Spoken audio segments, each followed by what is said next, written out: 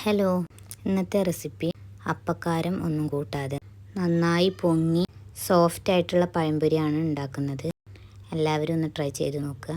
ഒരു പാത്രം എടുത്ത് അതിലേക്ക് 2 കപ്പ് മൈദ, 1/4 കപ്പ് അരിപ്പൊടി, മഞ്ഞൾപ്പൊടി, ഉപ്പ്, ജീരകം, പഞ്ചസാര, ആവശ്യത്തിന് വെള്ളം ഒഴിച്ച് നന്നായി കുഴക്കുക.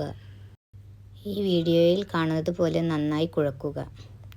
കുഴച്ച് ഒരു 4 മണിക്കൂർ റെസ്റ്റ് ചെയ്യാൻ വെക്കുക. ഒരു പാൻ അടുപ്പത്ത് വെച്ച് എണ്ണ ഒഴിച്ച് ചൂട് ആവുമ്പോഴത്തിന് പഴം നീളത്തിൽ കട്ട് ചെയ്ത് വെക്കാം.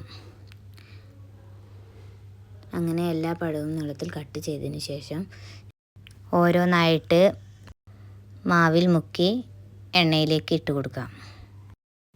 അങ്ങനെ ഓരോന്നായി എണ്ണയിലേക്ക് ഇട്ട് കൊടുത്തു. അങ്ങനെ ഒരു ഭാഗം ഫ്രൈ ആയതിനു ശേഷം മറിച്ചിട്ട് കൊടുക്കുക. അങ്ങനെ 2 ഭാഗവും ഫ്രൈ ആവുന്നത് വരെ വെയിറ്റ് ചെയ്യുക. ഫ്രൈ ആയതിനു ശേഷം എണ്ണയിൽ നിന്നും മാറ്റാം. അങ്ങനെ എല്ലാ പഴവും ഇതുപോലെ ഫ്രൈ ചെയ്തെടുക്കാം.